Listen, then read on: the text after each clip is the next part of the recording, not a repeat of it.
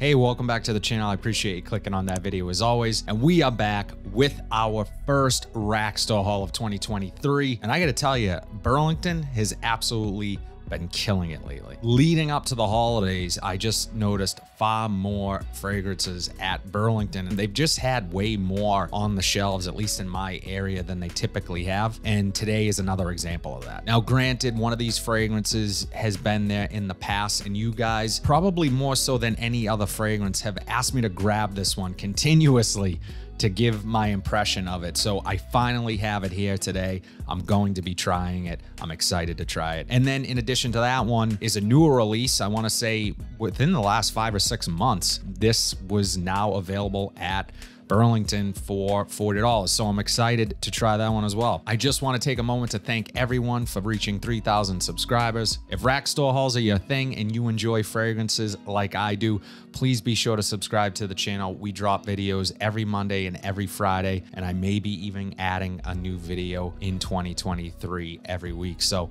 that remains to be seen. But the first fragrance this is the one that you guys are always asking me to try. You got to grab that one. It's great. It's excellent. Curious to know your thoughts. Finally have it here. That scent is Dunhill Custom. Now I paid $19.99 at Burlington. Stickers a little wonky there on the corner. So I'm going to try that one first. And the next fragrance is one that I hadn't seen yet in the rack store. I had seen the OG original flanker, which I think came out last year. I want to say this one came out this year. Scent I'm talking about is Calvin Klein Defy Eau de Parfum. Now, I already know a couple of you guys have left comments on previous videos that you actually have already picked up Calvin Klein Defy, so I'm excited to try this one. I thought the OG Calvin Klein Defy was pretty good. It smelled nice enough, but nothing so exciting that I needed to grab a bottle or anything like that. So let me get the box open for Dunhill Custom, get this on skin, and finally try it out. Already on first impressions of getting this out of the box, really heavy, high quality feeling bottle. So, and I really like that juice color. It's more of an orange, almost like a copper colored juice color. So very cool. Has custom written there, sort of embossed on the top of the cap. If you can see that. Let's see. Yeah, cap feels plastic, but it has a little bit of weight to it, so not too bad. And then nice little detail with Dunhill sort of written there on the atomizer. So not bad. So let's see how the atomizer is.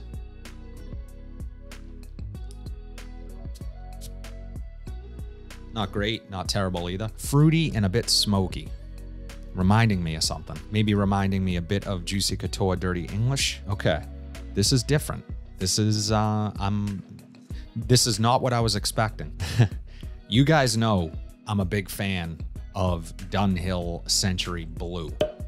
That's a great scent. One of the best valued blue scents. I talk about it a lot on the channel. It actually made my list for one of my best rack store finds in 2022. This reminds me a bit of that. Now, this is not a blue fragrance, but there's something about this. There's a quality to it. There is that fruitiness in here. I'm not sure what the fruit is. I'm also getting a little bit of a smoky quality, maybe a bit of spice. That's where this goes in another direction. What's similar in Dunhill Century Blue to this is that fruity sweetness up top, but this does its own thing as it starts to settle down. Let me look up the notes on this. I like this on first impressions.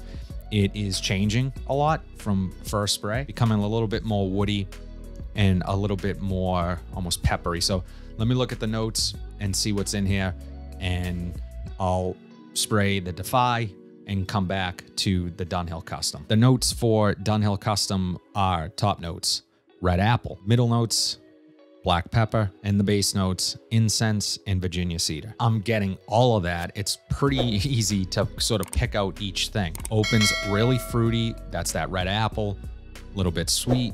Then it sort of settles into this sort of spicy vibe, a little bit warm from that black pepper. And then of course the woody cedar, you have that smoky incense. I really like the blend of notes and how well they're balanced in this. One thing I will say, and I want to say this might be a complaint for some on this fragrance, is that it really seems to be dying on my skin, which is a shame because this smell is fantastic. Really nice smell, but it's fading fast and not projecting much off my hand. I almost have to sort of really getting close to smell it now. So I'm going to give that one a break. I'm going to open up the Defy, give that a try, and then come back to the custom and see what I think. So another really nice feeling, high quality bottle, really heavy in the hand. Again, the plastic cap, but not super cheap feeling. And I really like the color of the bottle. It has a nice little gradient from pretty much clear to light blue to a very dark sort of ocean, deep ocean vibe to it. So I'm curious to see if this gives me aquatic vibes. Let's check out that atomizer.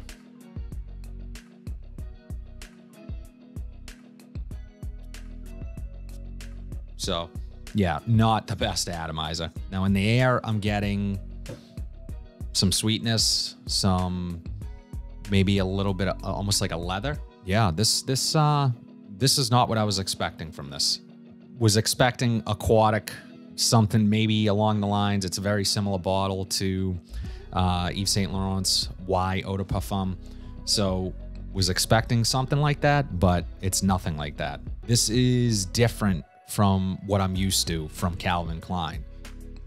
I'm trying to remember the EDT, and I'm not picking up many similarities between that and this, at least not from memory. And I had tried that one a while ago. This is almost a bit animalic. This has sort of this animalic touch to it that I get something similar from, believe it or not, a fragrance that I'm not too crazy about. You guys know I've done a video for it in the past, is Sean John's 3 AM. It has this blend of spice and this take on leather with a little bit of aquatic feeling underneath it all and something fruity, citrus. So I'm going to take a look at the notes. I don't even know if there's leather in here, but I'm definitely getting a leather vibe. So I'm curious to see if it's listed as a note, which is the biggest surprise for me. I was not expecting this to be a leather fragrance. So I'm going to take a look at the notes and let you guys know. So in Calvin Klein's Defy Eau de Parfum, the top notes are mandarin orange and black pepper. Mid notes are suede and Saffiano leather. And the base notes are Haitian vetiver. Leather. Again, wasn't expecting it. I think this sort of blended with that orange mandarin. I'm liking that part of it. There's just a funk to this almost that I'm not, it's a little bit of a turn off for me, but it's unique enough to keep me interested, and definitely unique for a Calvin Klein fragrance.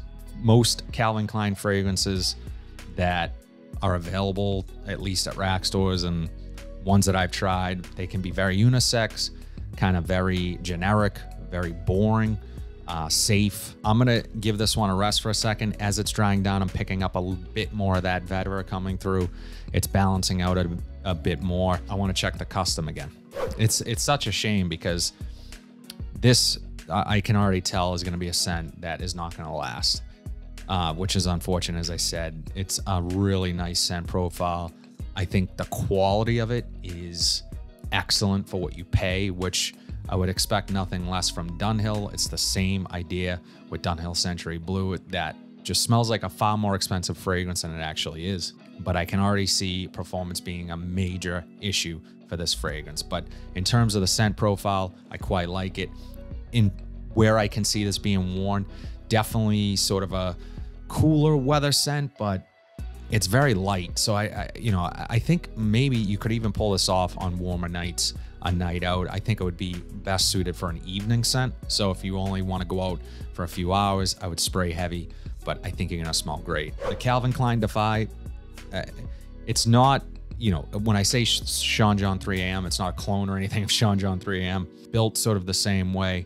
In terms of that sweet citrus up top from the mandarin orange, you have some black pepper in that spiciness that, I want to say it's cardamom in Sean John 3 AM. And then you have those leather notes in the mid, and that sort of blend with some vetiver in the base. How that scent is built is similar to how this is built, so it's reminding me of that. I'm not hating this right now, so that's a good sign. I think if I had to choose one, which one is better from these two? In terms of scent profile, I would probably lean more towards the Dunhill Custom. The Defy seems like it's gonna perform a bit better than the Custom, obviously, but yeah, I don't know. I like them both. Do you need to run out and get them today? No. Again, the Custom, very nice scent. Just the performance could be an issue for many people. That's all I have today, guys. Let me know in the comment section below what your last rack store haul was. What was your last rack store pickup? What did you find? Was it a hidden gem? Was it a disappointment? I'd love to know. Drop it in the comment section below. If you like what you saw today, please be sure to like, comment, subscribe, share this video, hit that bell notification so you're updated whenever I upload new content. But until then, have a fantastic day, and I'll see you in the next video.